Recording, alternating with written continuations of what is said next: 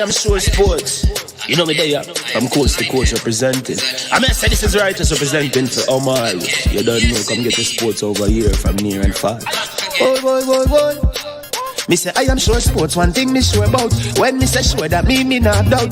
Come get your sports, get it over here. Come subscribe, repost and share. I am sure sports, one thing me sure about. When me say sure, that me not doubt. Come get your sports, get it over here. Come subscribe, repost and share. If me not sure, that me not say it. Know who score, that me not say it. Never know the game play, that me not say it. If me never seen a game, me no know who play. For your sports news, better come over here so. For your soccer news, then come over here so. If you don't love sports, still come over here so. For the day done, you are gonna love over here so.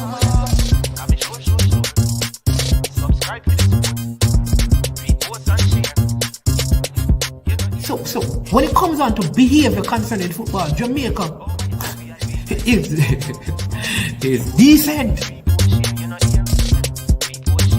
I am sure that if we can get all of these things done, set in place by the end of April, it gives us enough time before the World Cup campaign. Not afraid of no Brazil, no Argentina with these crap of players. We are good enough.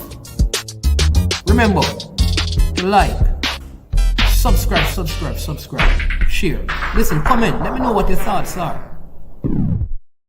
Trick Jerk Marinade gives your meats and vegetables authentic Jamaican jerk flavor. The spices are directly from Jamaica. Spices like jerk seasoning, allspice, Scotch bonnet pepper, fresh scallions, thyme, ginger, and garlic. The key ingredients to a great jerk marinade. 0% sugar and low in sodium. You want to try it?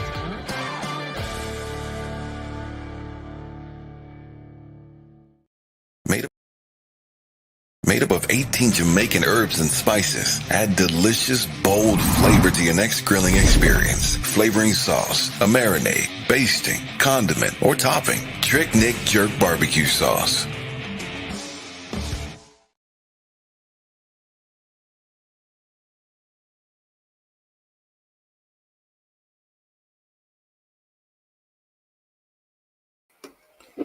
All right, good morning again, and welcome to I Am Sure Sports.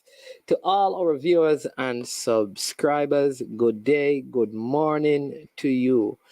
Blessings, good to be here with you today. We have a big one coming up for you. We have some stories that we want to share with you, right? For the betterment of the football, some good things, and while we have a right to be critical and share our opinion, we must do so in a respectful context and make sure that whatever we say can be verified and can be substantiated. And so we strive to do that at I Am Sure Sports. We don't make mistakes for the most part when it comes on to presenting information, because we understand that credibility is important in this landscape. I want to say a big up today to all the persons out there who put themselves at risk every day, right, in social media in terms of operating in the space of YouTube, all the vloggers.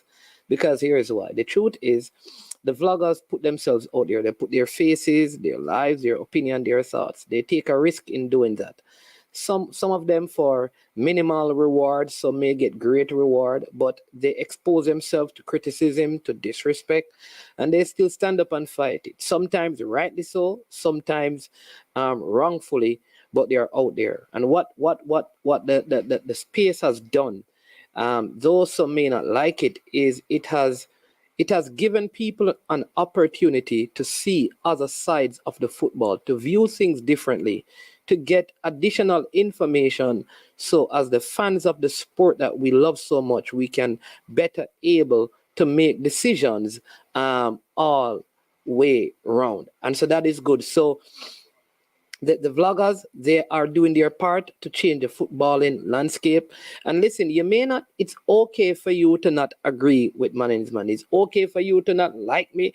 It's okay for you to say all that you want to say, because you have a right to do that. It's your opinion. It don't make you right. All right. So we do that because everyone should have a right to express how they feel. You have a right to do that, rightfully or wrongfully so. But when a next person expresses his opinion, you have to respect that too. You also have to respect that. All right. So I thought I would just drop that in and share that with all of you. And as we seek to advance the work here that we're doing at I Am Sure Sports. All right. So we're going to get in some stuff. We're going to start with the stories or lead story. Well, before we get into good afternoon. Sorry, yes, it's just after 12, right? Good afternoon. All right.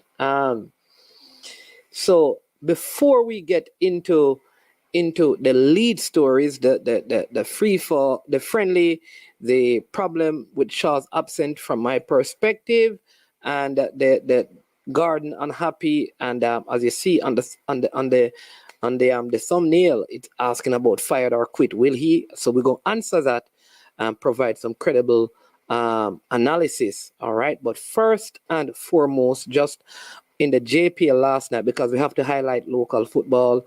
In the JPL last night, there were two games, right?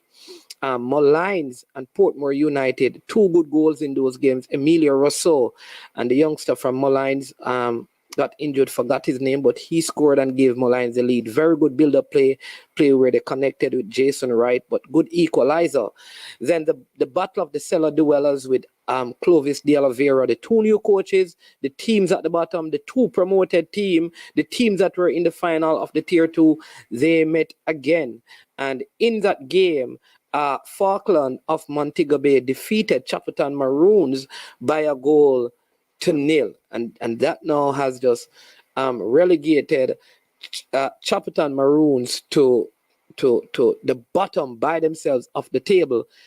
Clovis de Oliveira already under pressure, came in under pressure, and he is under pressure even right now. Just wanted to let you know that for those who are out in St. Elizabeth, in Westmoreland, Clarendon, and Manchester, out there on the South Coast, the under 17 team, they will be playing the second friendly today against Trinidad and Tobago at St. Elizabeth Technical High School.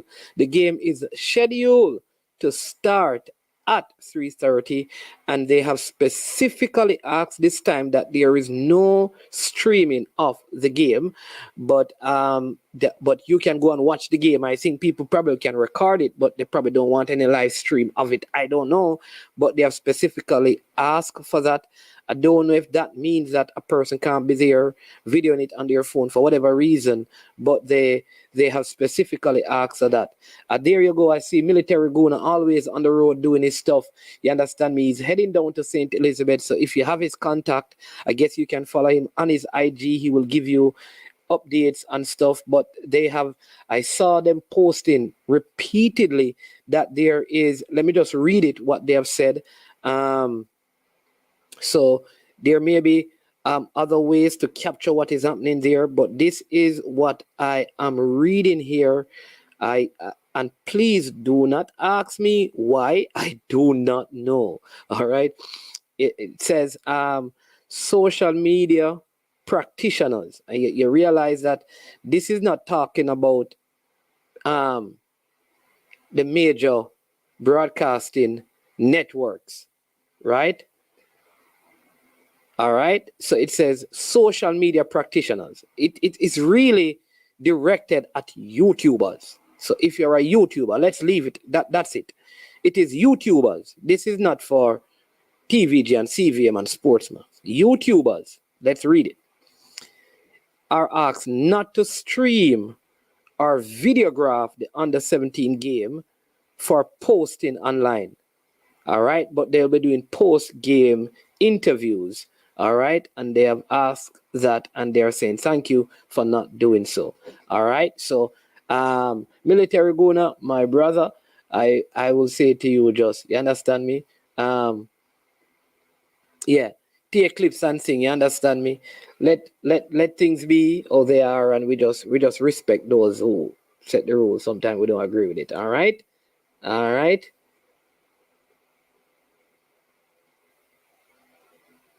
Yeah.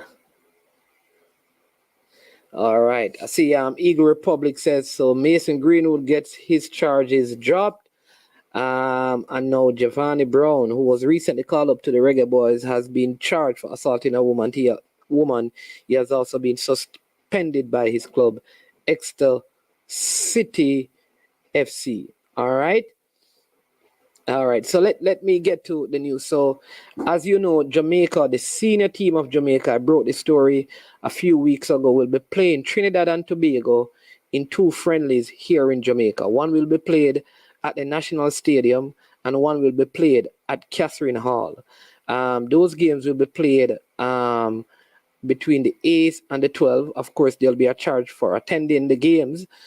So hope the fans will come out. Hope they'll have some of the new jerseys available as well for purchase for the fans who are going to the game. So those 2 games are coming up in the month of March. All right. Then after those 2 games, there's an extended break. If you follow the Premier League fixtures, after the Premier League plays its last game on the 19th of March, there is no more Premier League games until the 1st of April. So that's like a 2-week window when all the players will be open. So that's 2 weeks. We only have 1 game, however, in the window, and that is our Nations League fixture against Mexico in Mexico. So we start out March with 2 games. You need to get these dates, the 8th and the 12th. Then the 26th, we play Mexico in the Nations League. A week after that, right, it is not going to be a FIFA window, right, because they weren't able to squeeze the game. Because if you go on the Guatemala site, if you have somebody who knows Spanish and can that translate for you, you'll see it, because they are putting out information about this, right? So that's where I got this, that Jamaica will be playing against Guatemala in the month of April, right? So that's right after the Nations League game, but the window will be closed by the time the game is supposed to be played. But the game will be played in New York. I think this is good, and I like the way that Coach Hal Grimison is going about constructing his team, because the 2 games in Jamaica, you'd want to believe that majority of the players that are going to play are the players that he has been working with in Jamaica for the last couple of weeks.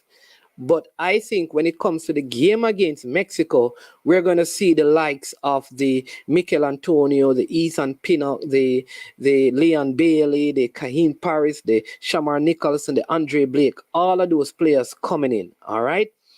So that means a lot of the players who would have played in the Trinidad game maybe none of them, maybe one of them, maybe 2 of them will make the final cut for the Mexico game. That's just how I see it, right? But then there's a next set of players who are in the USL who would not be seen because they may not be able to come for the Trinidad game. They may not make the squad for the Mexico game. So I think the Guatemala game in the United States gives an opportunity to some of the players in the United States to come and play that 1 game and go back to their clubs.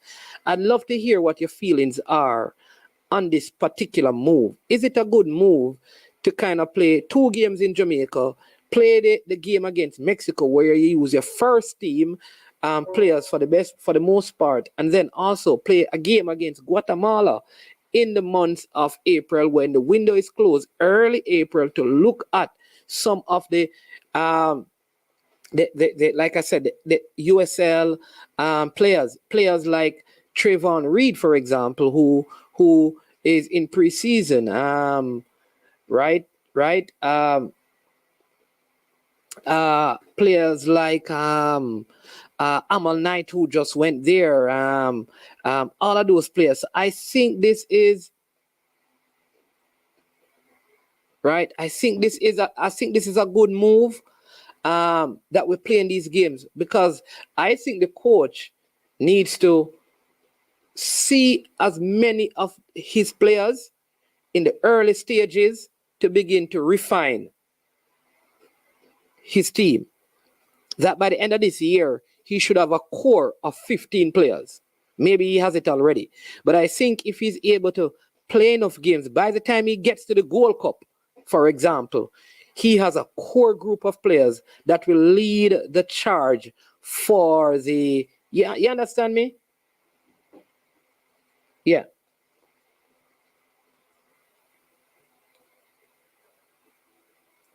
So I see so far most persons are in agreement. Eagle Republic, I will come to your question. People, if you're watching, don't get the master moderator upset. Hit the like button and get the likes up quickly. Right, we are on the first bit of news, and we don't want to move on to the second bit and the third bit of news without you hitting the like button. So take some time right now, hit the like button, and then come back to listen to the rest of the stuff as I bring up Ian Campbell's comment. He's saying, Mannings, are the dates confirmed for the friendly games? I gave you the dates. There are two games in Jamaica, one on the 8th of March and one on the 12th of March. Those are the dates. All right. The game against Guatemala in New York, it's going to come after the Mexico game, but when the window, the FIFA window is closed, meaning the window for playing games and players are available, which means that the players from England would have all gone back to their clubs and the players from Europe. So for that game, you may see a combination of players from the local league and the USL, which because the USL actually begins on the 18th of March. Somewhere right there is when it begins. All right. Yeah. Right. That's where it begins. Now, my other thing is this. Some people are saying that it can't work, and some people are saying it will not work. But I have a proposal, and this is just my opinion, right? My opinion. You don't have to agree. And if you think that it can't work, it is okay. You still have to break it down because I don't people take offense if you say something that them don't like, them vex. Right? So this is my opinion. What I would do as well is I would reach out to some of the clubs in England, especially for the games against Trinidad. Because the window begins, watch this, the FIFA window begins on the 19th. So some of the players are not really getting a lot of game time. All right, let me give you one, like Kiddo Taylor Hart. I think he just got a transfer from Arsenal on loan. If I had the power, I would just reach out to the club and say, hey, listen, I am from the Jamaica Football Federation, and we are having a series of friendly in preparation for our Nations League and Gold Cup. You know that Kiddo has not been playing. We realize you just sent him out. Would you make him available to come and play in one of these games or two of these games to get some match practice with us? And if he doesn't make the final cut from Mexico, he can come back. But at least we'd have seen him and maybe draft him in to the team. So I'd call and ask about a player like Kiddo Taylor Hart. I would ask for a player like Omari Hutchinson, who is not seen. Maybe it's not going to work. And I'm just saying that this is what I would do. Right? I would call and ask about Kanaya Boyce Clark. If seeing that he is not the first team goalkeeper, if that would happen. Right? So I'd call those guys. I would find out if Tyler can come. I'd find out if Delano Splat can come. I'd call and find out if maybe not Dexter, but I would at least call. And if they can't, they can't. Right? You never know, but I would at least call and say, listen, let me look at let me use this opportunity, because the truth is, if all our top players, the 20 players, we can name the 20 players. When you go back to even the game against Argentina, when you look at the players, when you look at Ravel Morrison and Leon Bailey and Bobby Reed and Mikel Antonio and Greg Lee and Amari Bell and Shamar Nicholson and Kaheem Paris. And when you look at that, you almost see a full squad already.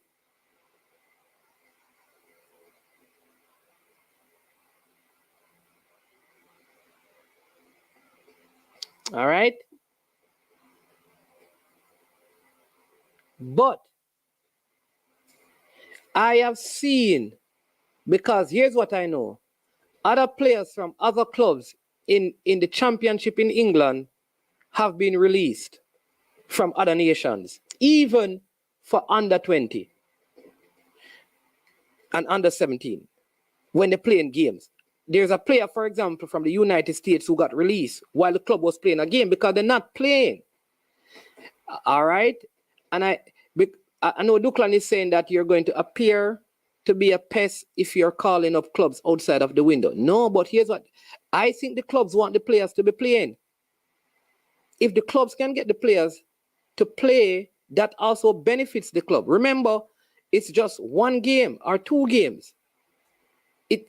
I don't see how it hurts the club. So, for example, if Connor Boyce Clark is not going to keep in the next couple of games, and the Jamaica team is going to call him for him to keep, why wouldn't a club look at it from that perspective? So I don't know. I just thought about it and think that, it is something. Big up one done, MUFC 45. So that is what I think. I don't know. See, Rob Simit says Chelsea did it for the US keeper. Why not do it for us? Right. Big up first responder.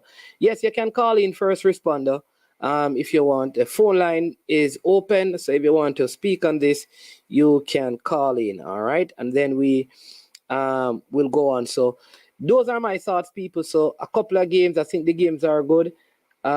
You need to start petitioning for Mason Greenwood. After all, Jamaica is experiencing the business of rehabilitation. Case in point, Jamie Lawrence, Ravel Morrison, Grant, Marlon King. Listen, I believe that we should reach out to him to see if he'll be interested. Like, that's a player that I'd love the hierarchy of the Jamaica Football Federation to touch base with, to say, listen, we don't know where you're at, but we just want you to know that if you desire to, you qualify to play for Jamaica, right? And there's an open door. Call us when you're ready. Just that kind of conversation. Not to say come now, but yeah, the door is open for you if you're ready. All right?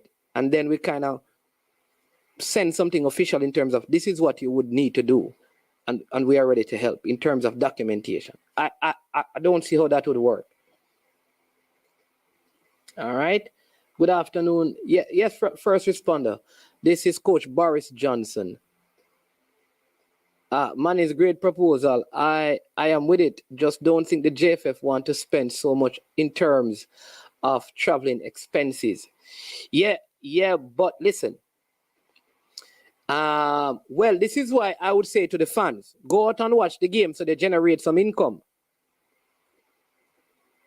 If the fans watch the game, then maybe they can generate income to buy some tickets. I don't know. Get some sponsors. Listen, with this new Adidas deal, there's a lot of excitement in the air. Use some of these things to get the fans and the sponsors on board.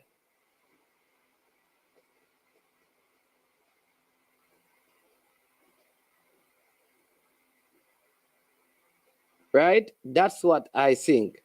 That we need to stop saying that we can't afford. I learned this, right? That in leadership, they always say to you, if it is necessary, always, this is a question. How can we afford this? What can we do? Is there a way to find sponsors to purchase the tickets? Don't we get like travel points when like the federation buys so many tickets for the players to travel? Isn't that a lot of travel points that you earn? Where do these travel points go? Can they use to offset some of it? Just try to find creative ways of affording stuff like this. But we can't afford it. Bam. We can't afford it. Bam. We can't afford it. Bam. If you live like that, man, you're going to suffer. You have to be able to afford something. Find a way to make it happen. No, like even Zion Scarlett, these guys, the Fry, I think that game in the USA that these guys should be called Zion, Fry, What's the other one? Maybe Kobe, and James. They are probably a little young, but these guys, and there are a few others over there. There's one called Jean Hall, I think his name is. He's an ex-player that plays in the MLS that can play for Jamaica. So if these guys are available, that game in the USA, we should let them come out and play. They're already there, less travel and all of that. So that's good. Man is like them idea, yeah. Thinking outside the box. We need more of this in the football. Yeah, man. One done.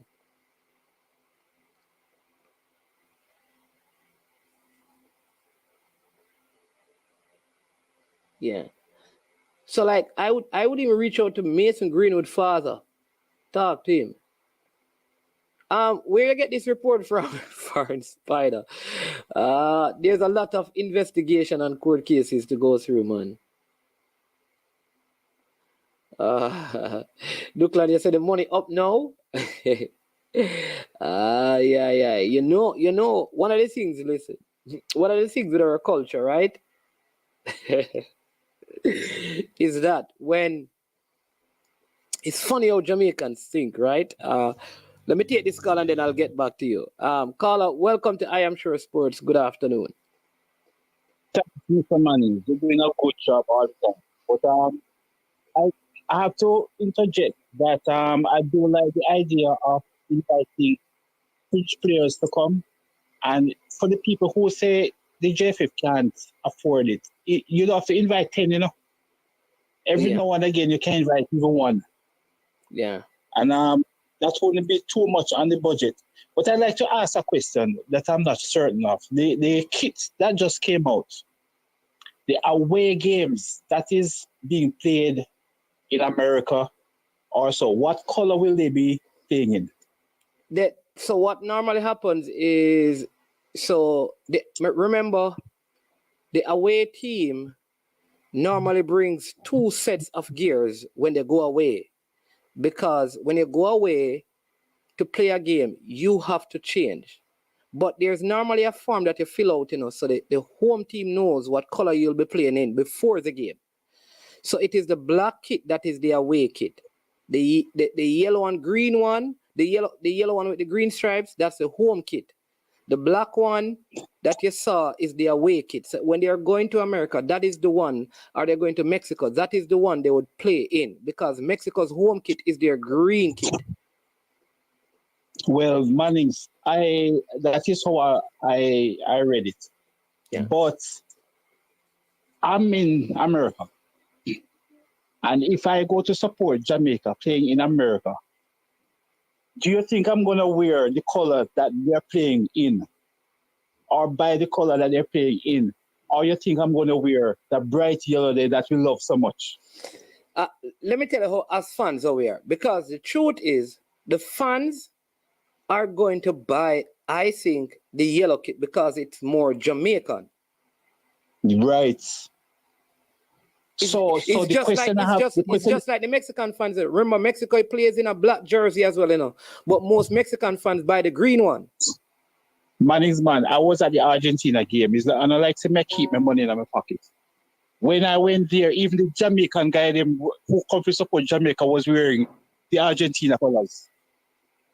You understand? So if we're playing Mexico or we're playing Panama or whatever, and we're playing away, and people like me go to the game, we now wear black. I mean, how you gonna look up in the stands and know who your supporters are wearing black?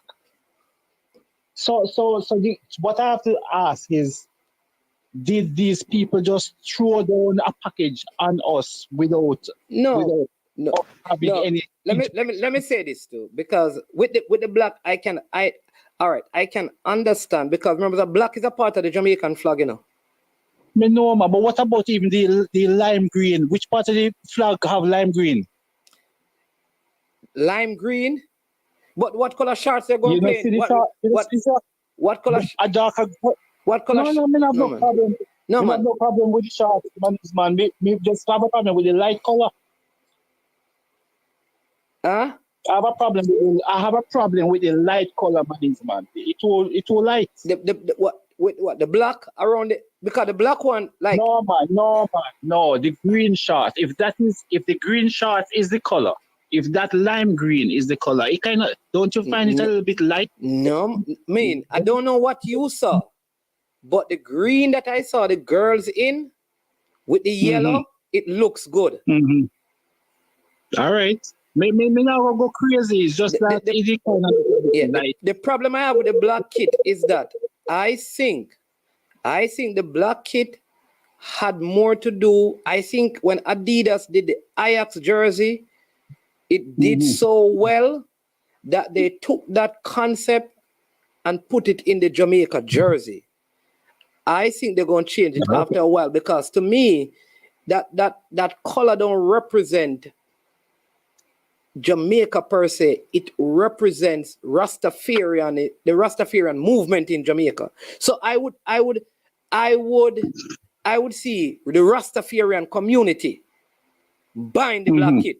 The Jamaican Rastafarian community would support it, because it represents. But don't you find that like a afterthought? Like if them did say it yesterday, say a Bob Marley we are represent why we have the red on it. You know, think say that would be a more selling point than no, man. Honestly, I don't even think. I really don't think I really don't think it's a because if I'm going to a match, I'm going to wear the yellow one. That's just me. That is true. Every time I buy a jersey, it has to have yellow. That's just me, because yellow is one of my. I'm going to get something. So it don't matter. I don't think it's a big deal. But there are people who are going to buy some people just buy jerseys because when they go out and thing, you know, them like black, so they go buy it. Them go ask where is it. Them couldn't have a black one. Some people just like that. So I don't think it's not. Okay. Yeah. All right. So I will. I don't feel so strongly about it. It's just a thought that came up to me, you know. Yeah, but but another thing though, in looking at how they may not criticize no team, the coaches will pick who they have. But let's say I've heard people querying the under 17 structure. And let's say the powers that be had gone out and they had picked 20 Englishmen. But we qualified for the World Cup. Don't you think we could go to Adidas and say, hey, look here, we qualified for the World Cup, you know, so guess what happened? Just like Captain Burrell, you have to put something funny. Than to really be set. Let's say they were set in their ways, because I don't know the motive. Let's say they set in their ways and them say we have to have a quota and only 5 people from abroad can play one time and we lose. You know, wouldn't that put us in a 10 steps backward? I'm not sure. I'm not sure. I'm trying to see. I'm trying to see where you're getting to. All right. So see, maybe I'm not hearing parts of it. So let me just listen again. This is not my idea. This is what I hear even on your program. Like the JFF, the coaches from time before to now do not pick the best side available, because you're more catering to homegrown players, especially the younger one. So I'm saying, if this is the case, you're giving yourself a 50-50 chance, possibly of going forward or not going forward. But if that is the case, and you had gone out and you say, you know, I don't care where the players are, I'm picking the best players, and those best players that you pick, even for this one occasion, did well and qualified for the under 17 World Cup. Don't you think just in qualifying you could go back to Adidas and say, look here, put some more sponsorship on the sponsorship, because we have qualified, or you know, don't you think you shoot yourself in the foot? So let me just answer it from the back end. All right, from the last statement. I think when a deal is done with major companies like this, it would be foolhardy not to, in it, have special incentives in the deals for winning competitions and qualifying for tournaments. I think from the beginning of the deal, that would be in it. That if we qualify for World Cups, then we get a 1%, 2%. All right. Yeah, you understand? That's, so no. All right, follow me, Carl. I'm not saying that this is what is in it, but in negotiating a deal, you cannot wait until the outcome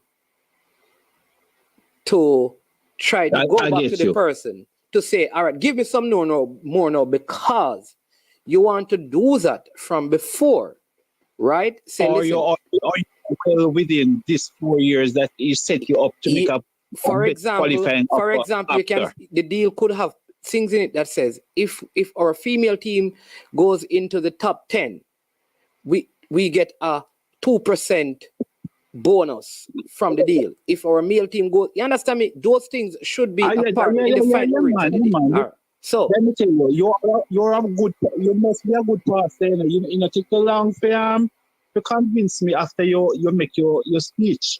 Okay, so that's the first part. The second, I think the second thing that I want to say is that the person who represents Jamaica is not an Englishman. All right, so just a note of correction. He's not an Englishman, he's a Jamaican who lives in England. Yes. So we have, yes, man. All right, agreed. So we have international players and we have domestic players. For example, Atafari Bygrave recently was an international player. Fari was playing overseas. He's back in Jamaica now, so he's a domestic player. Let us get rid of the term local, right? Let's use international and domestic, because if Kaim Paris come and play in Jamaica, he's a domestic player. But while he's in Ukraine, he's an international player. So let's use those terms. So right. We have to change some basic perception. Yes, so let's begin to change the mindset. The mindset, because local sometimes feel like, I don't know, I don't like the sound of it. Like, you understand me? That's just me. All right. So as it relates to the team selection, I said it earlier today, and this is my opinion, right? Just like how you share yours, and people may not agree with it. I believe that at the senior team, male and female, we must look for the highest qualified UEFA qualified coach for our senior team. So when we're looking for the senior, that means even if you live in Jamaica, you have to have the UEFA team, like a UEFA license to coach our senior team. That is the level that we have to operate at. All right? That's number one. I also believe that at the under 20 level, we must have the highest level UEFA licensed coach coaching our team as the head coach, male and female. All right. At the under 17 level, we must find an ex-reggae boy who has the highest level coaching qualification and pedigree to coach it.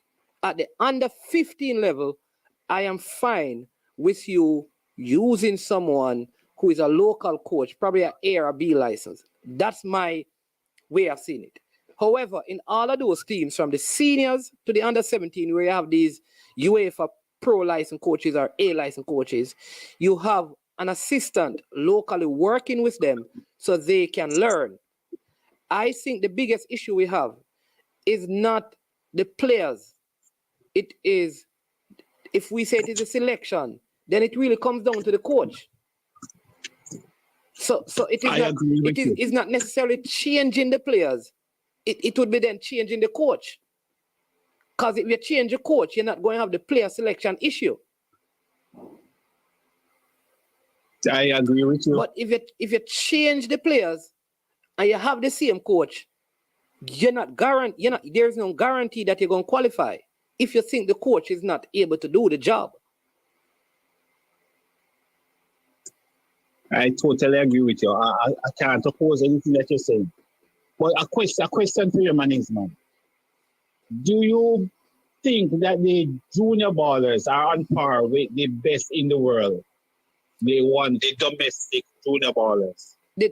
We're the best in the world. When you look at a 17-year, No. When I say best in the world, can compete. I've heard it more than once.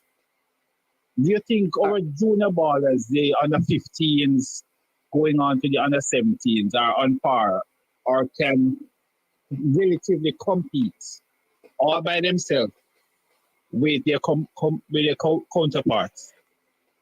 Okay, so let me tell you what I believe where talent, and I can use my, like I said, I always use my, I'm going to use a good example, and then I'm probably taking the long way to answer your question. So my kid recently played a game. When he's away playing, because in the States, right, you know this, that in the States you have under 7, you have under 5, under 6, under 7, under 8, under 9, under 10, under 11, under 12. So when my son is playing as an 8-year-old, he's only playing with 8-year-olds in the States. All right.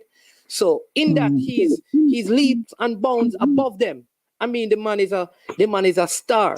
You see, in Jamaica, when he's 8, he's playing in an under 13 team. All right.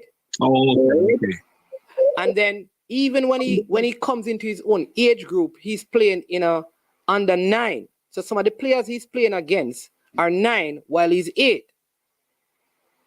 All right. So part of it. So what I will say is that I think my son is as talented as an 8-year-old in the United States when he's there. And he's as talented as a Jamaican in Jamaica. All right. However, I think it's when we hit 17, the gap widens because the preparation, the fundamental development. No, because talent, you ever read the book, Talent is Not Enough? Talent is not enough. So when you reach 17, now it begins to show that you did not learn the necessary fundamental skills and things. So for example, the youth in the States at 15, at 14, he's learning the correct things because he's not playing in a competition that he needs to win. Everybody gets awarded. You're playing to learn. Wow. In Jamaica, you're playing a competition. So here's what. Remember, I told you guys this. I have watched a team of 30 players in under 12. 30 players they have. And only 8 players play for a tournament where they had over 12 games. So, right? Oh, so wow. 22 players were on the team that never had any game time. In the States, everybody plays because it's not about winning the tournament at that age. It's about development. So where that shows up now is when we get to 17, the fundamental principles of the game are learned by those kids. So they have added to their talent. At 17, sometimes what I find is that we're still depending on the talent, and talent is not enough.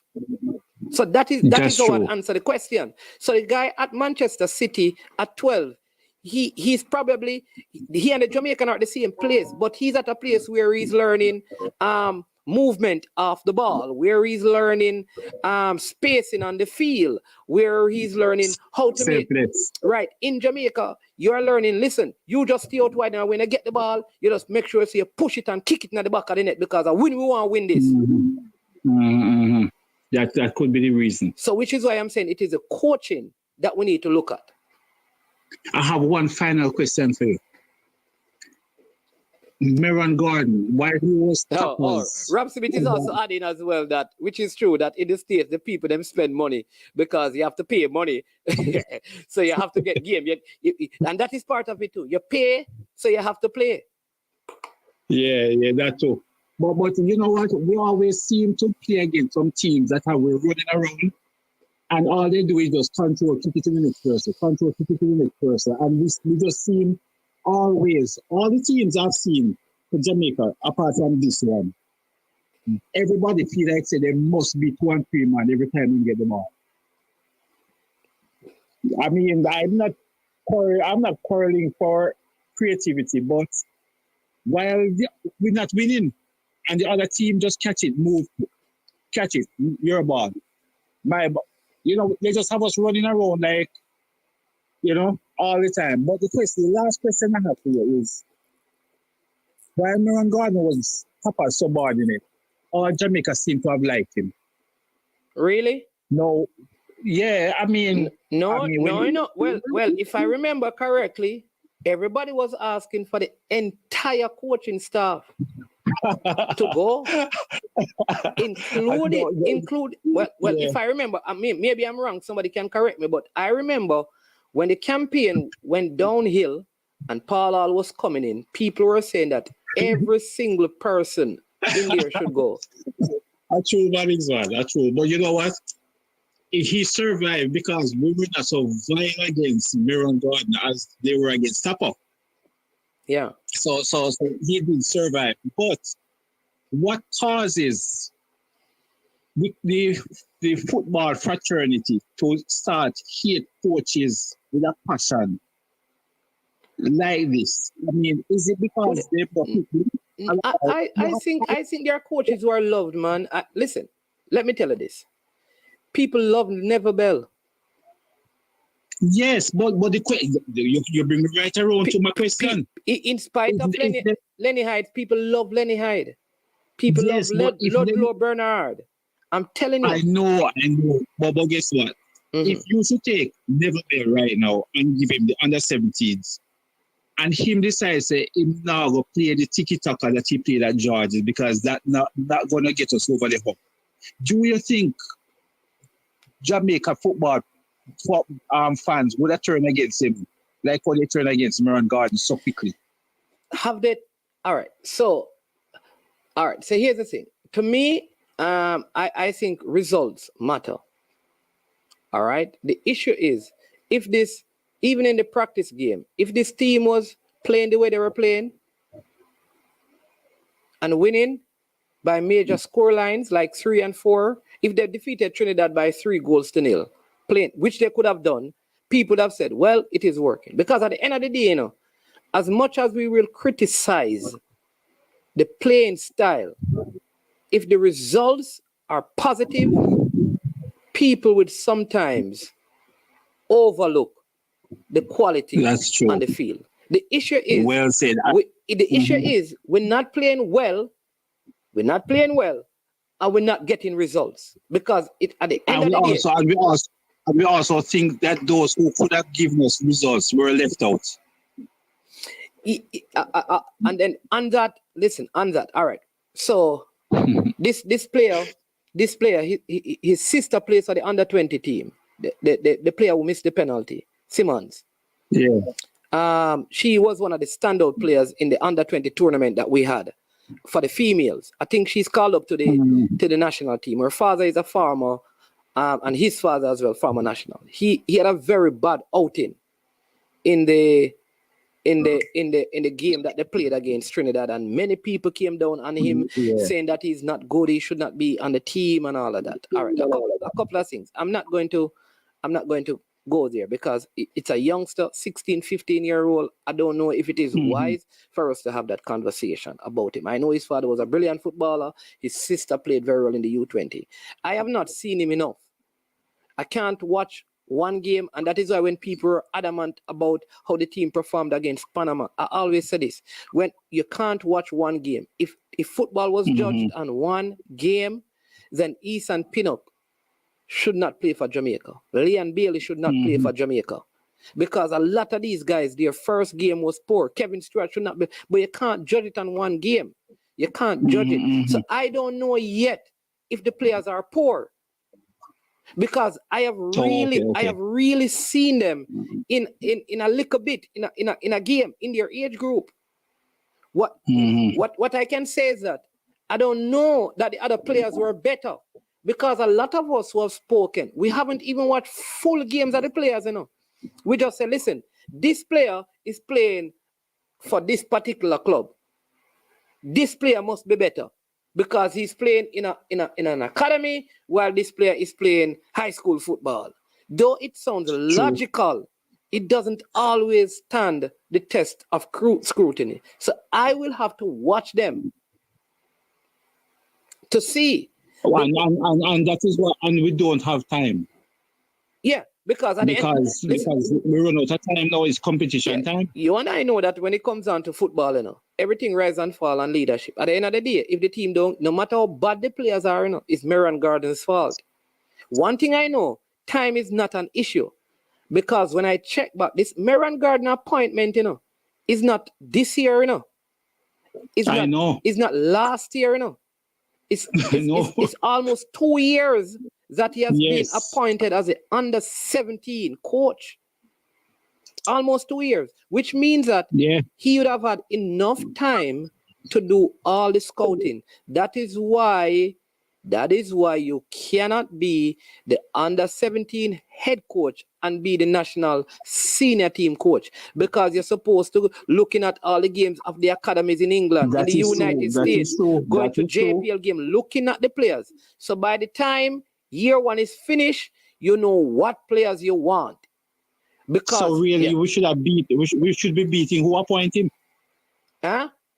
But we should be beating the person who appointed him. But we don't want to get into that. Yeah. Because I had said it. I had one last question, but actually this is my last thing. Lauren Donaldson, Tiffany Cameron. Yes.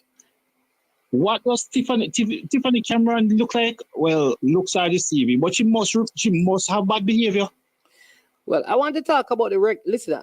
Let me tell you the issue I have with women's football. They want support, but I get the feeling like they want you to support them, but don't say nothing about them or the football. If they're not playing good, you're not supposed to say, but you just pay your money and come watch them, buy whatever, and help out the team in whatever way, because that is your job. But do not say anything, right? Because there is an issue, and I'm going to get to that.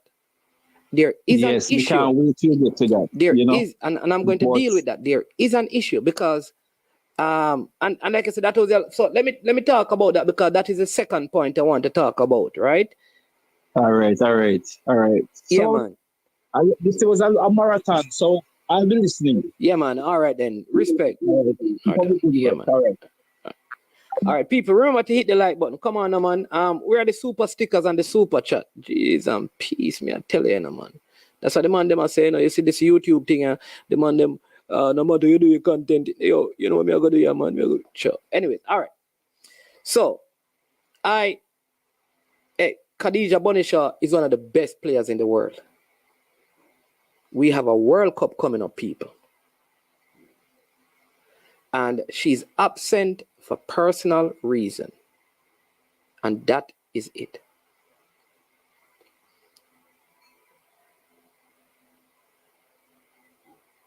I want you, as reasonably human beings, people with high intelligence, to think about that. We have a World Cup competition coming up. We have a preparation tournament, and our captain, our undebatable best player, one of the best in the world, lethal goal scorer, is out of the final preparation tournament before the World Cup. And we haven't heard anything from the management of the senior team thus far. Remember, we are just a few days away from the competition, Thus far, watch this, except a newspaper article or from the major newspapers. All right? Now, I'm not telling anybody to talk to any YouTuber, because YouTubers are YouTubers. Like they said, they are social media practitioners. Because some people, really and truly, this space, nobody respects it, because it's only the people who work on the TV channels in Jamaica and the radio stations and the newspaper companies. They are the only ones who have degrees. So they are the only ones who have wisdom. So they are the ones that people are supposed to talk to. I am fine with that. So I want to challenge them. You as media practitioners, because we are not media practitioners, on YouTube, we are social media practitioners. You don't have no social before your title. You are media practitioners.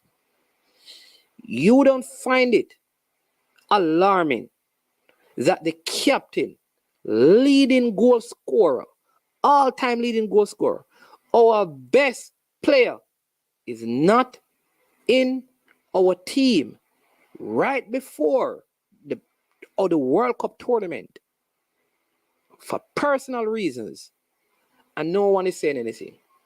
And so I began to drag my memory about issues like this that we have had. Have we ever had anyone who could not or did not turn up for personal reasons, and how they were dealt with in the media space? And I remember a player by the name of Shamar Nicholson, who, for personal reason, did not turn up for a call-up to the national team. And oh, how he was disrespected, torn down, all of that, all over the place. How could he? People went as far as to say that he should never, ever don the national colors again. Go back, watch, and listen. I lie not. I'm not asking for that to be done in this case.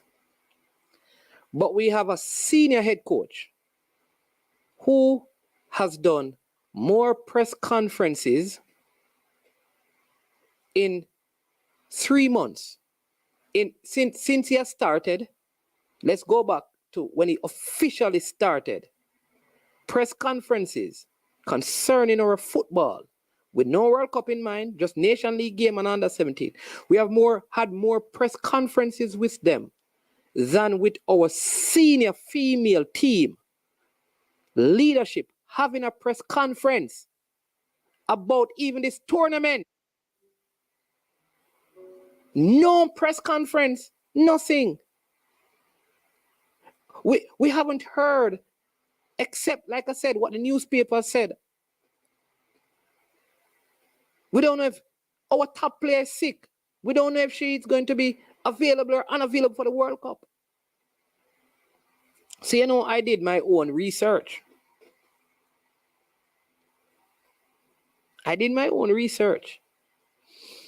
And I checked, I called, and people know why now. Don't be fooled. The people who are supposed to know why. There is this, what I call a mini standoff.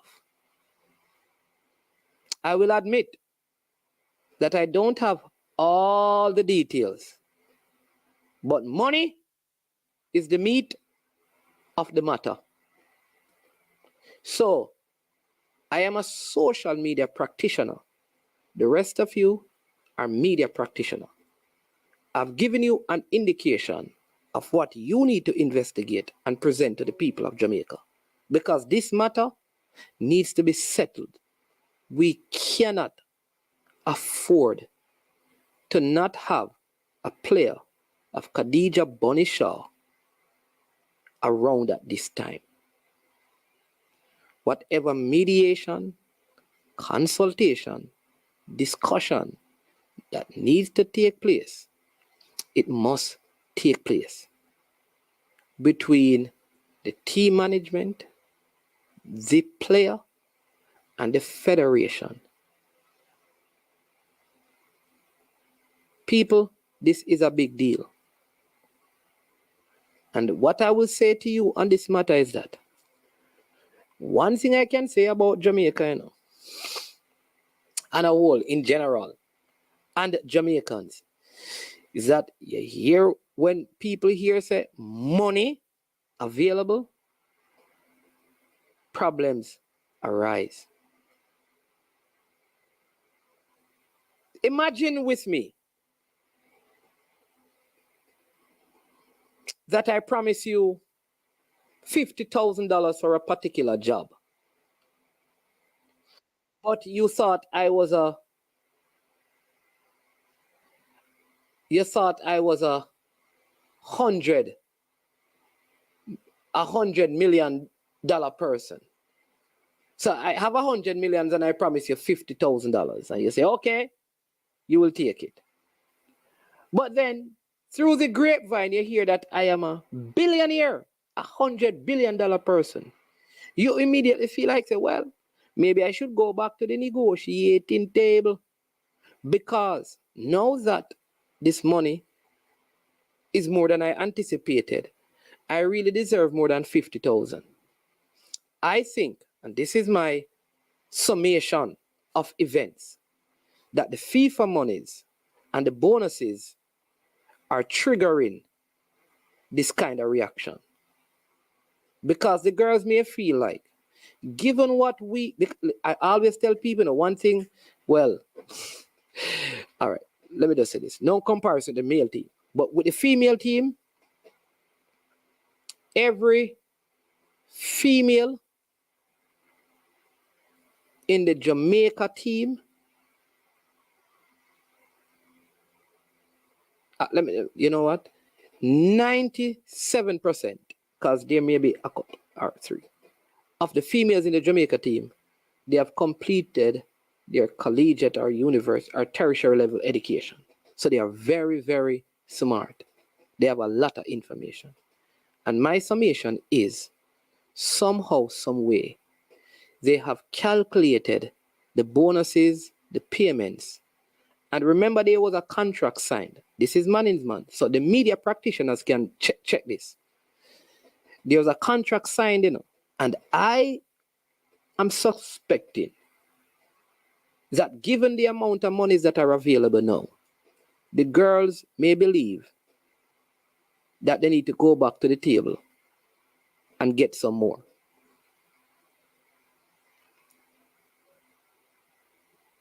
These things need to be sorted out.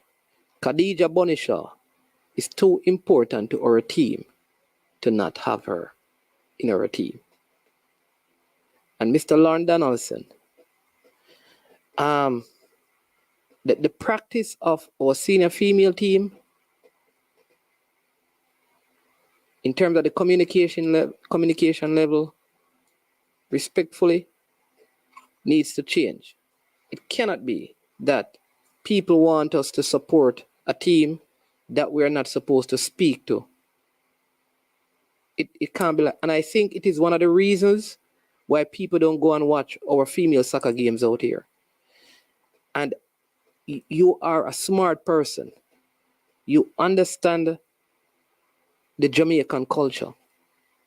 And at this level, it's going to take you and the leadership of this team to push women's football. We need to hear your voice. People should be talking to you about the local league and what your thoughts on it. There's nobody from the senior team that has said anything about even the league playing in Jamaica. And then, so if you have no interest in it, why should management and the fans pay to go and watch it? We don't hear the players talking about it. So why should the fans go out and watch it? Pay money. Why should sponsor give us the reason why you should come out and be talking and say, listen, the sponsors, you have to do these things. But you have been in this. Listen, there's not a footballer. And this is the thing with Lauren Donaldson. Hey, this man has a lot of history in football. Good history. He's highly respected in Jamaica and in the States. You talk to many of the reggae boys, they tell you about Lauren Donaldson from the Colorado days. It's not a boy to be where he's at for so long. And you should lead this charge. Need to know what's going on. All right, so let's get on to the final thing, because people them now hit the like button. Not true, Fresh God. Now hit the like button. You can drink some. Let me get me on water. Done. All right, so I also have on the thumbnail fired or quit, Gordon unhappy, and why. So, we have persons who they see what is happening at the training and they see the coach, they see his face, they see the look on his face. And some felt like he was not in a good place, that he was not happy. And one thing I know, when you're in a good position at Jamaica, you're unhappy,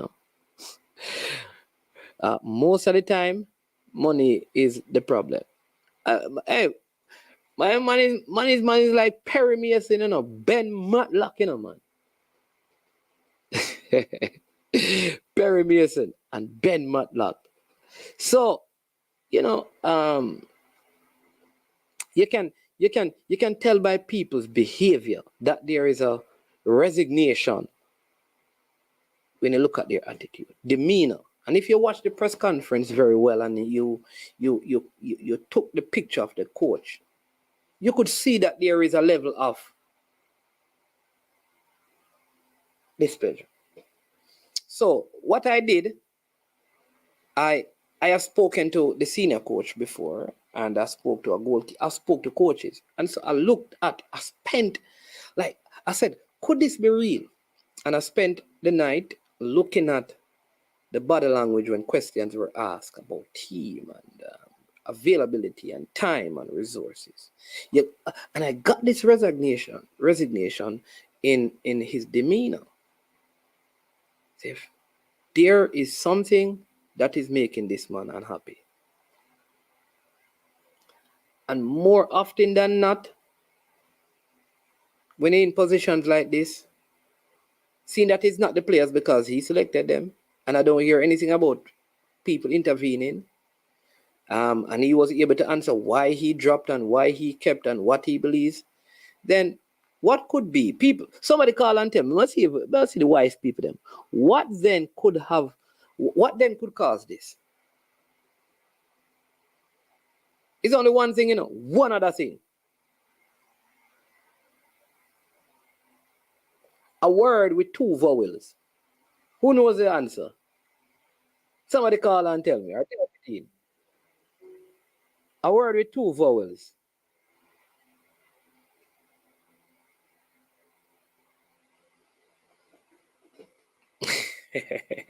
Nobody don't know? Oh my Lord. It is sad. Nobody don't know. I don't believe this. Somebody must know, man. Come on, people, man. Somebody must know. A word with two vowels. Two vowels are in this word. And I'm telling you, whenever you have made your selections, you have your team and all of that, and you still show signs of being unhappy, right? Do two vowels,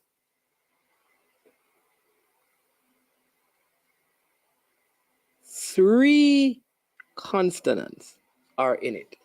What word is it? A big prize is there for the person who gets it. So the first person who can tell me what could be the problem.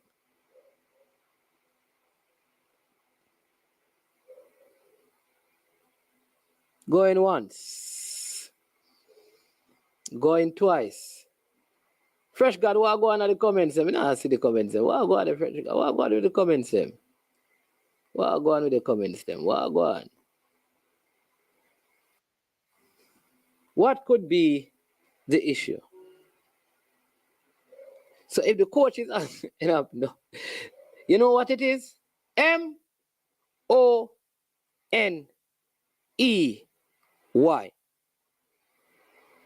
Money is the problem.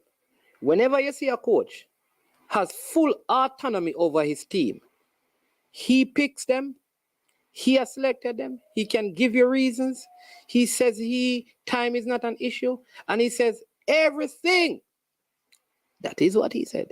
Everything that the team needs, the team has been given.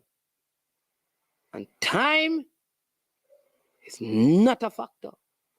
Then the only thing that could cause such resignation in terms of body language is money. Either the coach not getting his money or the coach wants more money. So, Mr. Jensek, Finance Committee, you need to talk to the coach. Either the coach need to get his pay or the coach need a raise of pay. Or maybe he believes his coaching staff needs more money. But some way, somehow, when that happens, I've managed enough people to know that when you see them like that, money is the problem. I know some of this, people are going to say, well, money is money, just spaghetti. Who knows. The wise one will always analyze.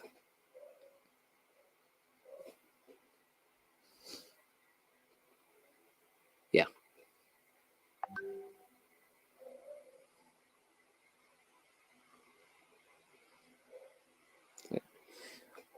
What would be good? Like what? I don't even know. Like I think it would be good. Like when someone speak to the gents, what is the average salary of coaches in the national system?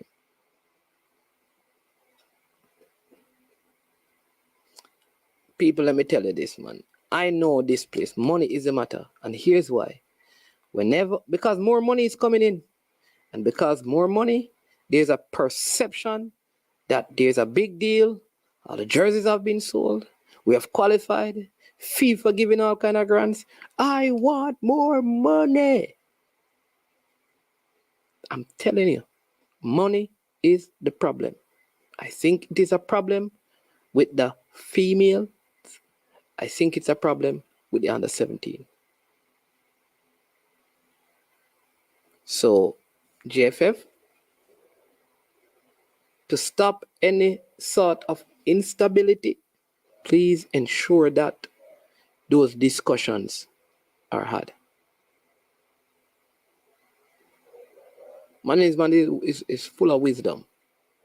We see these things before they happen, so we solve them before they explode.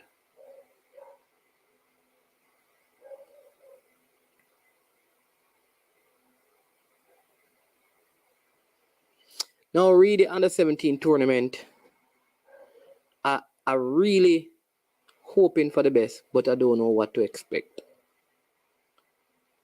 I just get the feeling I get the feeling like I'm still trying to wrap my mind around how we have players who are playing in our Premier League on a consistent basis that can't make an under 17 team over players who played in our schoolboy competition. So we have at least 2 players who are part of a top 3 team for the last 3 years in our local league, and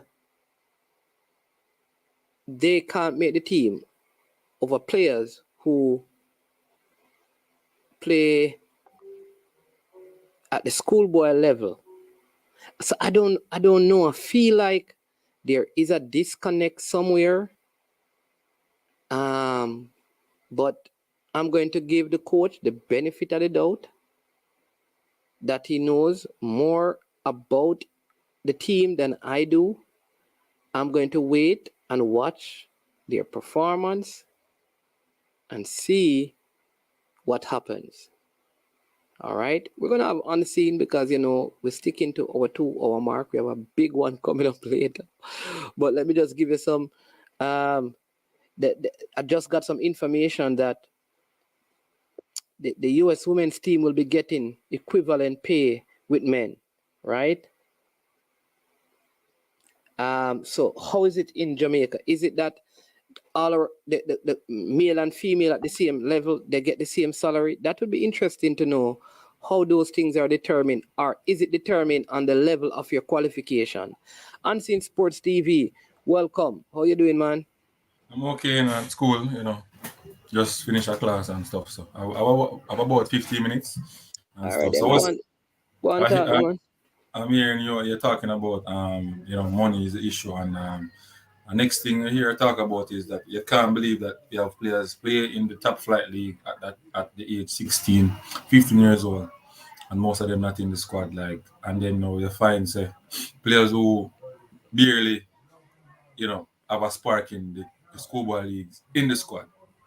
So it creates make an eyebrow jump, and it creates some concern. You understand me? And I did a show this morning, and my question was, can these boys can we get better in the attacking third, and can the defensive structure get us across the line? I think those questions may not get answered before the championship management. Yeah, I listen. don't Go ahead. I don't want to live up road this time. Gold Cup under 20, under 17. Like I said, the first game is on Sunday. We play against Cuba. I think that's an ideal matchup because it is fortunate that we play against Cuba in our first game, and the practice game we have is against a Caribbean team. So which is good preparation going into that game. All right. I don't know. Hold on, we have a call coming in. I don't know what the league is like in Cuba, what the players here and anything. But I want to believe that we should be able to get the upper hand against Cuba. This is where we have to get our 3 points. And from there on in, I don't know what is going to happen for the rest of the group. But this is a game that we need to go and win, as far as I am concerned. But we have we have first responder back on the line with us, Unseen. I know we have 15 minutes, so let him go through, and then you can respond based on whatever he says. Go ahead, first responder. Yeah, man, I don't know if we catch where you were because you thought something different, but you talk about Miran God, a DOUBT you were looking for? No, MONEY. MONEY. Oh, money. Yeah. All right, cool. We're going to listen. Yes. All right. Yeah. I just getting a text from someone here. It says that if coaches do not get paid a decent salary, they are vulnerable to be compromised in how they select teams, especially with parents who may have wealthy, with players who may have wealthy parents and just other ways of being influenced. That is why you have to ensure that you compensate the people in that era of your club well enough. But go ahead, Unseen. You're making a point that I don't want to miss. Yeah, so one is one. When you have players such as Matthew Ellis, who played Premier League, dominated, part of the schoolboy football, in the rural area, scored on like Asha was in soon, those keeper. And then you have Wilberforce, who is not in the squad. You understand me? What I heard was one of the better strikers. So, we're going to get the goal. Here you go. We're going to get the goal. So, it's like, I don't understand. The players they selected, they say they are comfortable with them, but all me hear the assistant coach are talking about, man, it's pure work. Pure work. These players, a lot of work and a lot of this. So, it's most likely going to be behind the ball or run up and down trying to get the ball. Yeah. I'm not seeing the comments, I don't know why. How come? I'm not seeing the comments. I don't know. So I can't even respond. People, I don't know. I'm not seeing the comment. I see it still. Bartender said, but themselves must have agreed to the salary. You seen it? So I'm not seeing that. But the players, yeah, I don't know. I'm not seeing the comments. What's going on? All right, just go on YouTube and use the comments on YouTube. Yeah, I just seen it over here. Okay. I just seen it over here. Yeah, people, sorry about this because guess what? I realize a lot of comments I'm missing. I'm not seeing them. It's not moving. Yeah? Wait, it's okay now. Come up on my side. It come up on your side? It's stuck on my side. Yeah, it's still stuck on my side. So I don't know how to even refresh them. Maybe you have to go jump out and jump in back. No, man, me not do that, man. I just watch it from here, sir, and go on. But I can't put up the comments because that is the only thing. Maybe the stream just want refresh. I can't refresh the stream, man. Yeah, man, come out tonight, refresh. All right, let me exit and then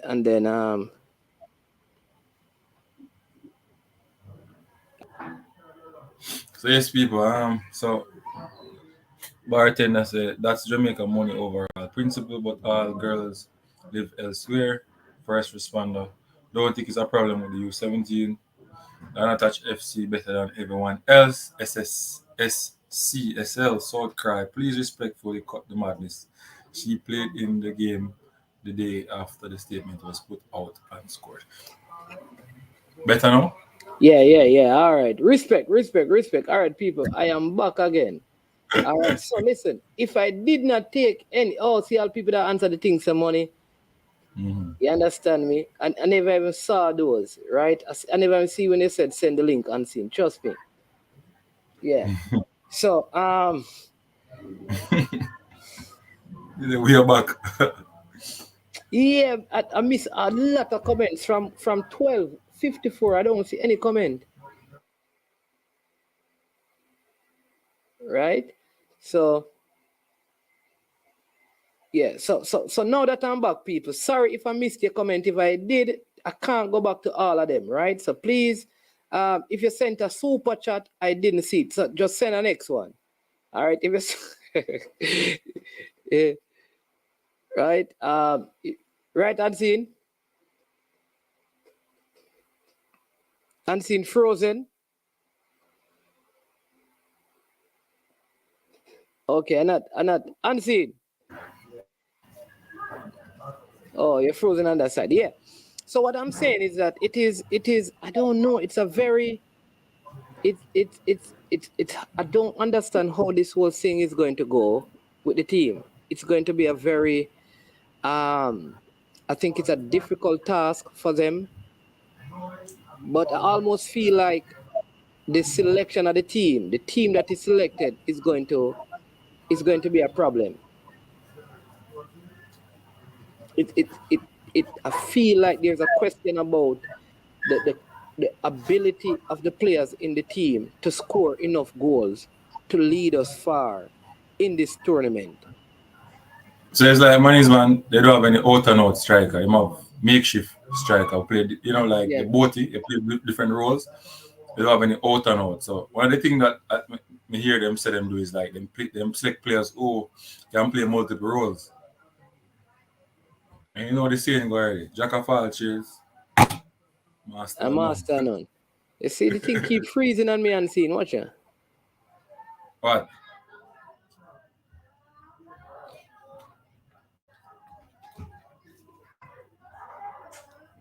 Jack of all trades, master of none, people. I tell you. So you pick players right and out the position, I think would be better for you. But we have to just be strong. I don't want to go up a rope road again. We can't marry open. Hope say Jamaica do well again. We can't manage it. Yeah. Man, where is unseen coach? Where does unseen coach? What age group he coaches? See me understand the modern football. What? I see that get props. Yes, my Johnson. I have a D license, man, yeah, and a diploma in coaching. So, Man, I'm still asking the same question about the exclusion of Aaron Hurd and Amir Dawkins and Malachi Grant. Are they top performing in MS system, schoolboy players over them? All right, so this one is a very good one. All right, Duklan, let me tell you this again. It one thing I've learned is never make judgment about players until you have had enough time to evaluate them. All right, I understand that the players that in the position that like Hurd play, for example, I think Hurd is a midfielder. You have Urge, like man. You say wrong. Urge, not Urge.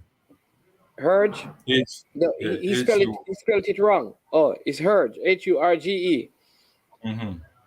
I hear that the position that he plays is like where Dunstan Cohen and Jamali Bell, a couple of them, is Jamali Bell or Dylan John. So they have a couple of good players in that position. So I don't know if that is it. I can't say. That is my issue. I can't say because I have not watched him. Being in a top academy sometimes is not all. So I don't know. And that is why I have to just wait and watch because you just don't know.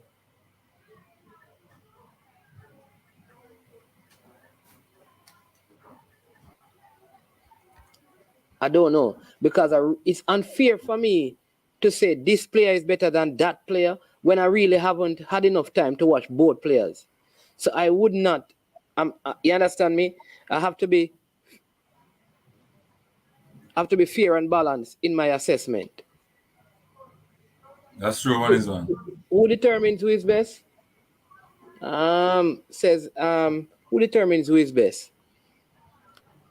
Well, the coach select the team, so the coach will have to do that. But as fans of the game, we can always and most times basically say, listen, based on what I've seen, this player is better than this player. You understand me, Unseen? Right.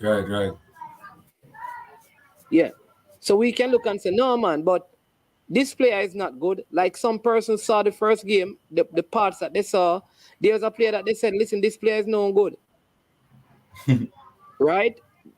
But again, we didn't see enough of the player.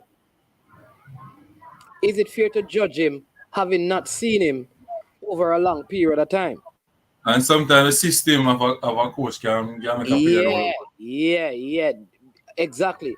Sometimes based on how the system is played, it is a problem as well. So you have all of those little nuances to the game.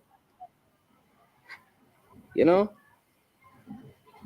So for example, a player who is attacking player, you take him out of that position, you put him in a defensive. He might look worse, management. Not gonna look good, don't it? Yeah. So Duklan is the same question I'm asking. I am saying that there are players who play in the Premier League who didn't make the team either. See, you just don't know. But Unseen is making a point that sometimes it depends on where the player plays. All of those things are important and the system that the coach is playing. Mm-hmm.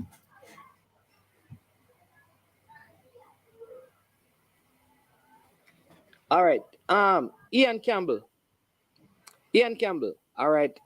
I see what you're saying, but let me ask you this. How many full games did you watch the player play, Ian? That's because I'm not saying you're wrong, but I would love for you to call in and tell me how many games did you actually see the player play? That is the important thing. Did you watch the player to make an assessment? You cannot.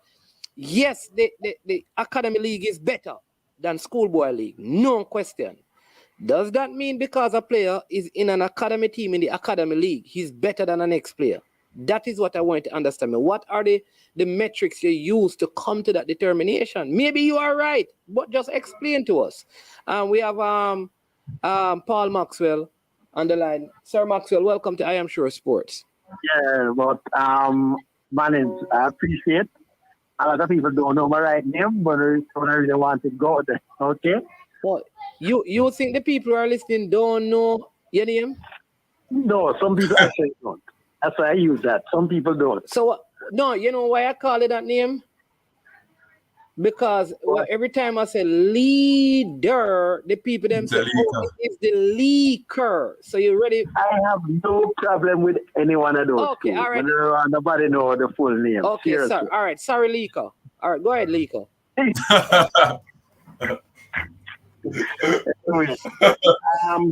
Yeah, man. Quick. Even though I came in midway in SO, I saw the title. I didn't get to hear which you had something there over about which coach. Just help me out there. I didn't even get to hear the full thing of his story. Which coach has problems there? You see, it says Garden unhappy Why? So you see the question sign? Because yeah, and I explained that. And I say based on his demeanor, from what persons around him have seen, there was an unhappiness, almost a resignation, in terms of and hold on, and that has to do, I believe, because he said he selected the team. He said he's happy with them. He said the time is enough. He said all the resources are necessary. The necessary resources are provided. So the only thing that could be causing a problem is money, which is either he's not getting enough or he's not getting any. And I just said that the GFF needed to sort that out or have a conversation with him to lift him up before the competition. That is what yeah. Ah, boy. Let me tell you something. You know, one of the things I know the YouTubers them title sometimes look away. That is, you don't listen to the whole thing. You know, because I'm near 2 cars a while ago. Anyway, that's not what I really want to know still. Listen now, quickly. The composition, quick thing on the composition of the team. This club, Unattached FC. Huh? That's the club we wanted. Unattached FC. What are you talking about? Unattached FC. Somebody put up some players from Unattached FC. Yes. You don't know Unattached FC, it has the majority of the players in the team. I don't. What? Oh, you mean like, I saw him. Oh. Listen, you have to work with me coming slow. So normally there are some players that are unattached. Yeah, okay. Quickly, and then now. Okay, no man, unattached FC. There are about 6 of them. It's a significant portion of the squad. Okay. What I wanted to find out here now, because I have to say something about it. Yeah, they had mentioned 3 names came up about some players that were actually seen, right? And they weren't chosen. These were players that I know were in top academy clubs in the US. And a couple of them were in the actual US program at some stage. They didn't make the final cut, but they were good enough to be in about probably the 30 or the 40. Okay? Question.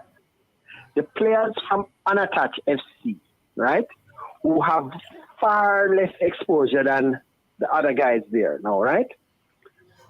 When I've seen it's been happening to a number of players, and Seen can verify it also, that they have to be playing players out of position. A number of players are being asked to play in certain roles where they're not accustomed to. Some of the better, more mature players are able to adapt, right? I've seen attacking midfielders being taken back to play centre back. I've seen midfielders being put up at a forward role. You know, I've seen attacking midfielders being playing, different players playing way outside of their normal roles that they're accustomed to playing. Right? And I'm just wondering, right here, why would they have cut players that at this stage it seems that they would have needed? Because I saw at one stage they had cut a lot of defenders. A lot of very good defenders that are playing in the Premier League, that sort of thing. But, all right, can I just interject for a moment with you, Max? Go ahead. I recently heard you saying that you were part of the selection of the team. No, listen, no, I can get, no. Let me say exactly what I did. I assisted No. Before no,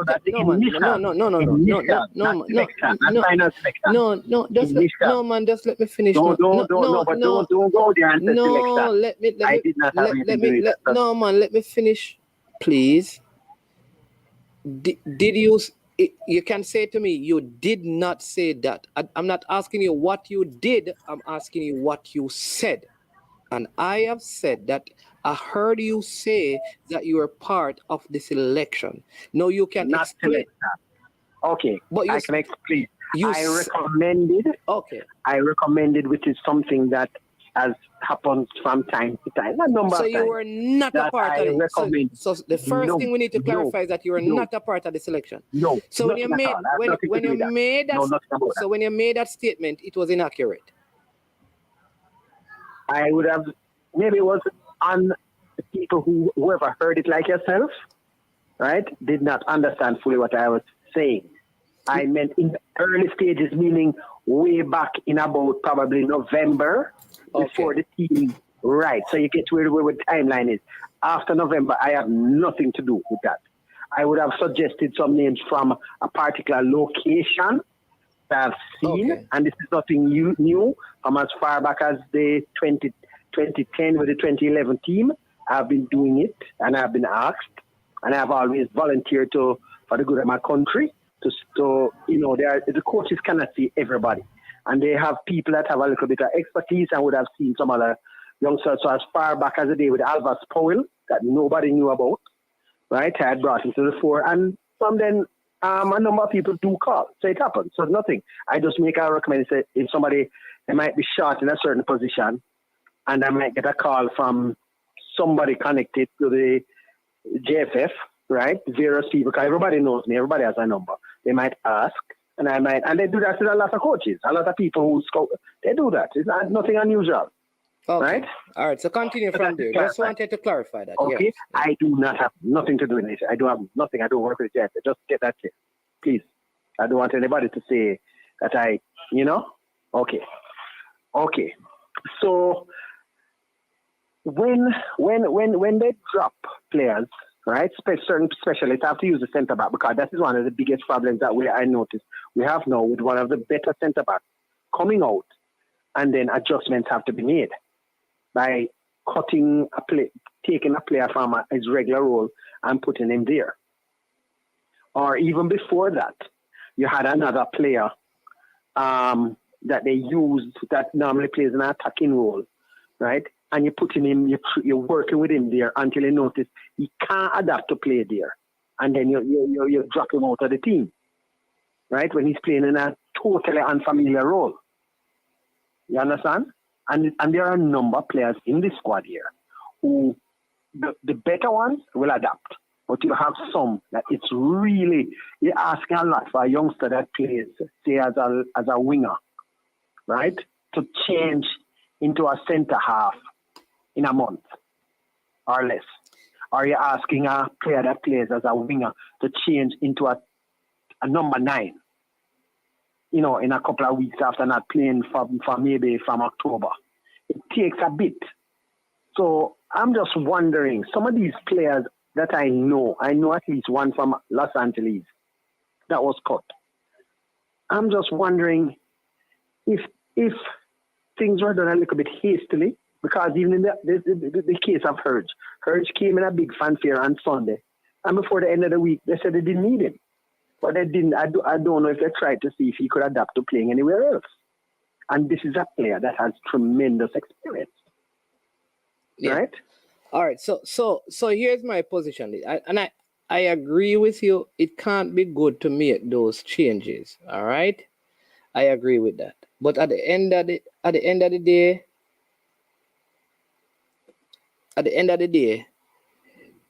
like it is not that it has not worked.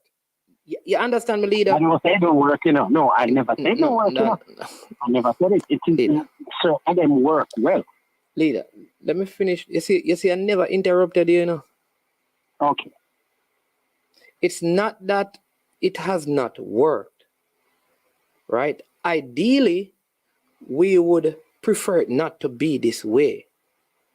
But do we owe it to the players and to the coach to let the competition begins, and then after the game on Tuesday against Cuba, we can make a better assessment?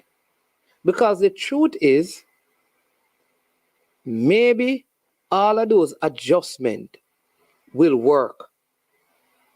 They may not, but they could work. And if they work, we'll have our foot in our mouth. So should we say, okay, all right, this is what he believes is best. Let's give him the benefit of the doubt. Let's give him the benefit of the doubt. And let's wait until the Cuba game. After the Cuba game, we can then look and say, this player, we lost the game because this player played out of position. And we had a player who could play this position better. Right? Because you understand? Because we don't know. We don't even know the starting 11. Hold on. Go ahead. Look, no, I'm not saying I wouldn't even wait until that. I'll wait until after the competition because I'm not saying that the proposal level that a lot of us looking on. I think we can name at least 9, 10 of them right now, right? It's easy enough, right? So and there's nothing wrong with it. It's strong. It is strong. Once you get them out there, it is a decent side. My problem is going to be when you're going to need to look to your bench and you're going to need to rotate the squad, right? Because I'm seeing a team right now where I think up to the two goalkeepers have no issue there, right? And I have no issue with the possible starting 11 and probably at least 2, 3 reserves. After that, what I'm saying is was the best composition for who some of them on the bench actually chosen. Because I'm seeing where we might have an issue later on. We can win the competition with 14, 15 players, Win the competition? Well, we can qualify. Okay. I'd prefer we can qualify. I've already known that we will come out of the zone. And the thing is, I know it's no coincidence that they are practicing penalties. We can. This team here. There's a question for you. Are you from Lagos? I think that's the name, Lagos. It says ask him to name 2 of the players who are forced to play out of position. Oh, I can name one. Kayos Scott. Gosh. Is Unseen still here? No, Unseen is not here. The youngster that was from Charlemont. Oh, Matthew Ellis? Matthew Ellis was played out of his position. Right? I'm not going to name anybody inside the squad now. I'm trying not to name anybody inside the squad. That's what I was saying. Yeah, but leader. Okay. Hold on, make it simple. The number 16, Simmons. He is not a forward. He plays in the midfield, and I think he was done a little bit of an injustice being thrust into that position the other day as a playing like that. So, are there any other centre forwards in the team outside of Simmons? The one that came on and scored, yes, he is a definite centre forward. There's one, however, on the bench. He didn't change. He is supposedly one of the top. So, leaders, is it possible that the coach was just trying different things in the first game, and maybe he played him in the last match before that also there. Leader, just let me finish now, please, no man. Oh, yeah, rush me, sir. Is it possible that the coach is trying different things because he's thinking about what if he did some scouting thing where his first opponent is concerned, Cuba? He's trying some things. I'm not saying this is the case, and I'm just giving him the benefit of the doubt, right? But his forward is actually the player who came on and scored. But in a game where he needs somebody big and strong, he may be forced to use Simmons up there, though he's not a forward. Could that be the case, leader? It could be. It could be. It could be. Because, Simmons got a baptism of fire, and I felt it for the kid. And it hadn't sting there. But he was obviously unfamiliar, and he really was taken through the ringer by the fans, being seriously. So I did feel it fine, seeing him being thrust into there. But as I said, I'm just wondering out loud, really some of them being out of position and not adapting to it that well. Yeah. Because a footballer is a footballer. It should be, but at some stage, some people really won't catch on to the adaptation that easily. Yeah, and he is Gregory Simmons' son, for those who are asking, and his sister played in the under-20 team as a forward as well. She was in the under-20 team. One other thing, man, is before I go, the other thing is somebody just said Devil Dog. People, I don't know, the comments not coming up, so Devil Dog says, yes, Amir Dawkins just scored this weekend for LAFC. The kid can score goals. I'm sure coach is thinking about that one. He is one of them that I know when he was in the ESL team, he gave all the depends on a lot of issues. But see, somebody else is refuting what this is what I'm saying, the leader. This is somebody refuting what you're saying because this person is saying that Simmons is a striker, just like his sister. No. Simmons can. He says Simmons can play. He says Simmons can play 7. You talking about Amir Dawkins? No man. He said, "Leader, let me read the thing." Leader, Okay, I don't have it in front of me. Yeah, pressure me, no man.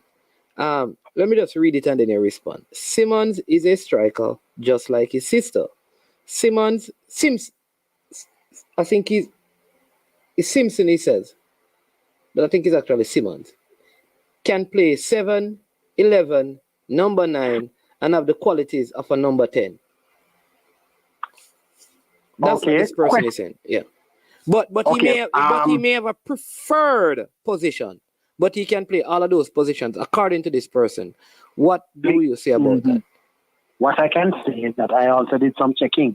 I don't know if that person can type in quickly his goal scoring that if he has throughout his short career so far, if he has scored 10 goals at all. And so far, what I'm saying, I don't see where he wouldn't that have to do with where he actually plays on the field, though? Yeah, but okay, man, let me tell you one thing I know. That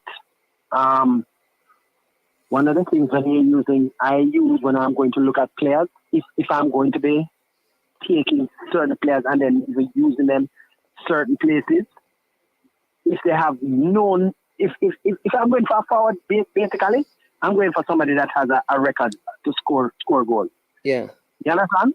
Right. I'm not going to take somebody in who basically it's something new to him. So, all right, let me ask you this question, leader, because you have been close to the happenings with the team. People, I'm so sorry that I can't bring up your comments. I don't want to come out the studio, which is what I have to do, and I don't want to lose the call with leader. But did you see Amir Dawkins, Herge, and I know Amir Dawkins for about 5-6 years now. Oh, you know him? Is somebody you know? No. Okay, let me not say. Meaning, no personally, but see. I know him. No, I know him. I know him very well. All right. And based on your scouting analysis, given the players that made the final cut, do you believe that based on his qualities, he could have or should have made his team? You would have walked into the starting lineup basically what night now. No. Okay. So did you see him did you see him in the training and how he was performing? He gave all the defenders problems. His main thing, I think, that was that he didn't let go of the ball and shoot as much probably as what the coaching staff wanted to see. But almost nobody. He gave all the defenders problems. All of them. You can check with the youngster from Manning. He gave every single player problems. Okay. All of them. So you believe that based on his performance, even at the camp, he should have been a part of the team? Right. I understand. Yes, I understand. The problem came up with his, I think, availability for extended period. From what I understand, that was one of the issues. Oh, so but he was easily, I suppose, hopefully if the team qualifies, I am sure we're going to see him into that team and not even get okay. So let me understand. They will be there. Oh, so Lumsden and him will be there if we qualify. So I'm sure of that. So is it that the coach? All right.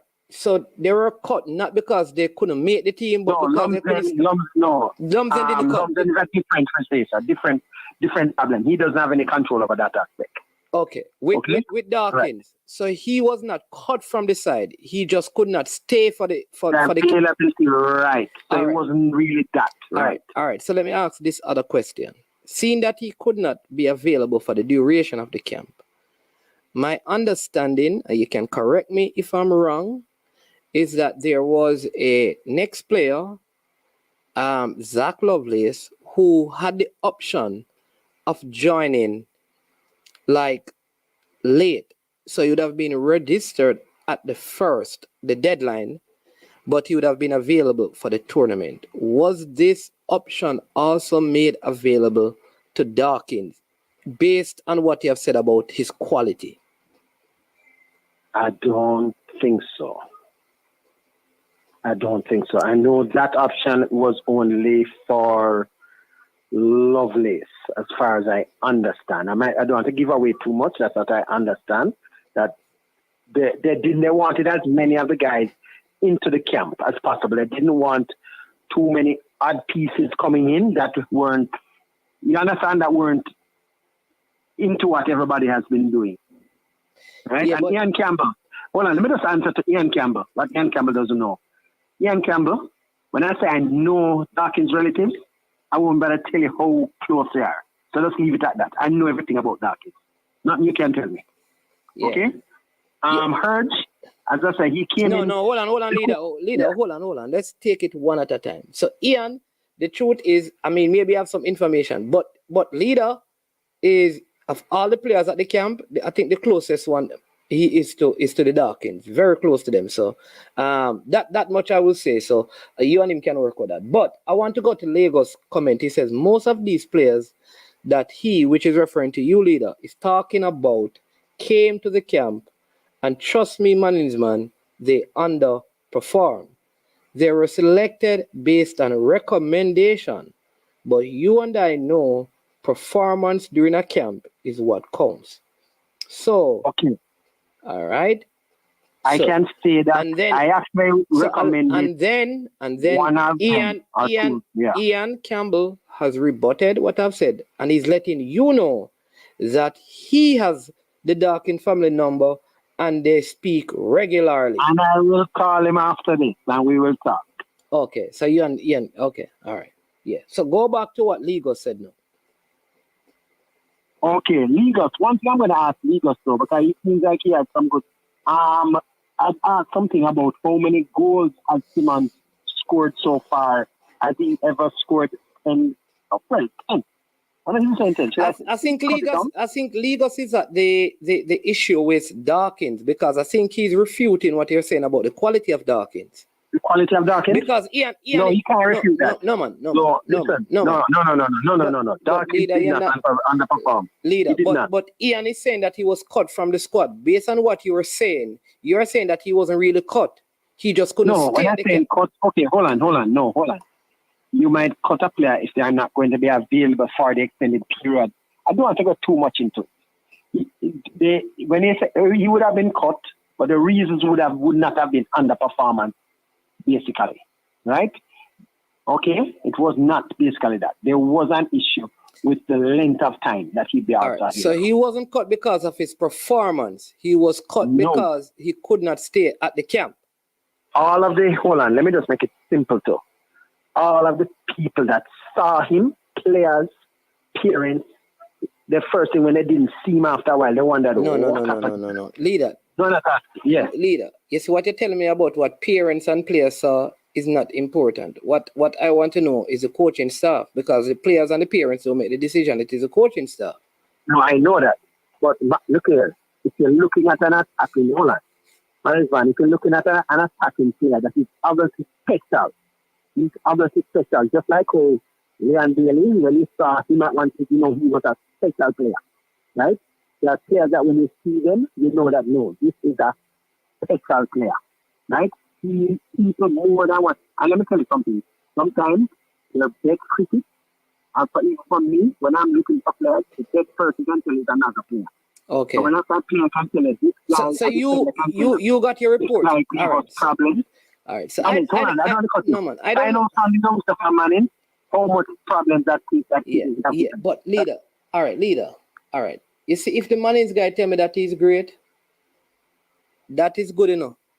But that don't change the price of rice if the coach think otherwise. That's just the only point I'm making. I'm not trying to debate. Okay. That's the point I'm making. See them? All right. The timeout wasn't granted. All right. So let me give you a couple of things, because this is why sometimes it's hard to follow these things, because here it is that one person is saying, let me get this one. He's saying that. Leave us answer right down there. Yeah, man. But let me just. And Ian Campbell. Leader, you have to let me run the program, please, no man. Make we not do this, no. Make we just do the thing decent and in order, no man. Come on, no man. One at a time. If you want to say something, I'll allow you your time to speak. We are going to close shortly. So let's take our time and go through the matters. I want to read what Devil Dog says. He says he will be a starter. The reports was that, and this is saying reports, right?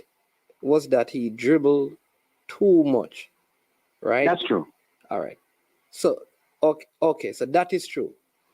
All right. Dawkins Academy saw his email late that was sent from the JFF, That's so true. the time off wasn't granted. That's true Okay. also. All right. So now we are getting somewhere. The reason why Dawkins is not in the team has nothing to do with quality. There was an issue with his club getting the necessary correspondent from the JFF. So technically, he wasn't cut. Right. Okay. Now, my other question is because Ian, who says he speaks to them regularly, were you aware of that, Ian? That the email was received too late, and that is what may have led to the problem. Were you aware of that? Seeing that this is a people you have regular conversations with. You see how easy we can resolve things without accusing each other and being boisterous and all right? Tell Ian, up to the time when the team was supposed to, the final team was supposed to have a name, Lumsden still didn't receive the document. There was still some issue.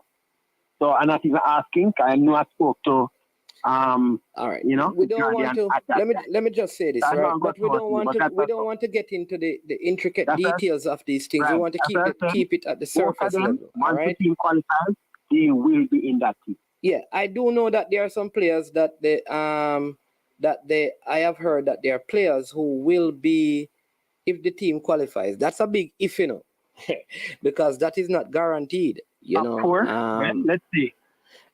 Top four, top whatever. It's not guaranteed. There's no team that has an automatic qualification berth. If there was, then we would not need to play in the tournament. All right. Hold on. Let me tell you, Ian Campbell. If Ian Campbell doesn't know, his uncle is in the chat right now. So just leave it at that. Okay, Ian? So just leave it. Continue. So maybe Ian knows that the uncle is talking as well in the chat. All right. Yeah. Maybe he doesn't. Obviously doesn't. Obviously doesn't. No, but Ian, you know, jeez. All right. Listen, people, the conversation. Oh, Ian, yes. Hey. Oh, Ian is a person. I just realized yes, Ian, we need to talk. We need to talk. After here, we need to talk. All right. So people. If you message Jay can give my number, we need to talk, yeah? No, I mean, Ian. I just realized who Ian is because I always heard about Ian that was with the documents. Yeah. Okay, we just realized. So if you can get through to him, tell him just give him a number here. Yeah? Right, so he's supposed to know him uncle and everything. And so anyway, continue now. Okay. Right. Continue now, man. Yeah, man.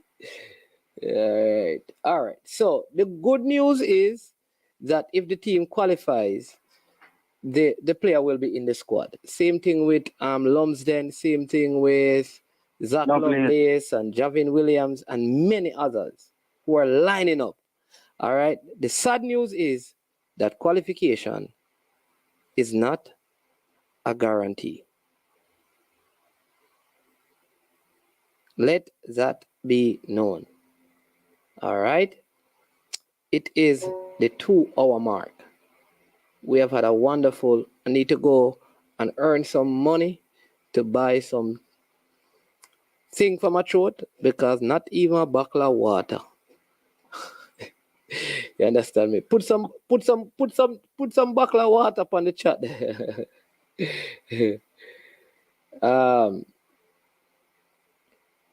Mannings, would it make sense to bring in all these players having qualified without them? Well, it is. You'd have to bring them in because it is not the players who chose not to be a part of it. So you can add 5 players. Thank you, Michael. God, I tell you, man. Thank you for that bottle of water. That will look like a tear. But leader, thank you for what you have shared. You're going down to the game today? No, sir. I saw what I wanted to say already. I know how the team stay. And I wish them, I know they're going to do okay. I wish them the best, right? And they'll do whatever to man. It's practice. The real thing is next week. And they're going to be good. How come the it's Kimani Jackson? How come what was the reason for him? Was he injured? I can't comment on that on the air. Okay. But yeah, he was cut. He was cut. That's what he is. No, he was cut. That's it. Okay, but doesn't he play in the Premier League? I think so. I'm kind of surprised about those things, but we'll see. I mean, people at this time we just have to trust the coach, and we will see on the 12th, which is Sunday. 100%. Yeah. Yeah, man, I trust the coach 100%. It's just that I'm a little fearful of the depth, but you don't need more than 14, 15 players to qualify. They'll get it done. It's there. Yeah, and I'm not perfect, people, but I try my best to be honest. I cannot. You see the players that you're asking me about. I don't know who. When like Malachi Grant, who am I going to compare him with? Yeah, they were super sticker fresh god, but I didn't even see them, my brother. I don't even know. So listen, for the persons who did the super stickers and super chat, I don't know what is going on with the comments. Honestly, I didn't see any of them. I didn't see any super sticker, any super chat. So don't think that I ignore them. I just did not see them. So if you did send in one, thanks for the support, right? You understand me? So thank you so much for the support, for every super sticker, every super chat. I don't know who they were from, Fresh God, so I can't even hear them up. You understand me? I didn't see them. The comment section still giving me a little bit of a problem right now. But we're gonna sort that out. All right. Yeah, but leader, again, thanks for your call. Always appreciate your insight, and like people here said that you can also call him Leaker. It doesn't matter to him. All right. So don't call his correct name. He doesn't appreciate that. All right. I am Manningsman. Right. This has been I Am Sure Sports. And when it gets to the end of the program, apart from asking you to hit the like button, and if you're watching, please, you have not yet subscribed to the channel. Show some love. You may not always agree with me, but, you can still subscribe. Right? So, yeah.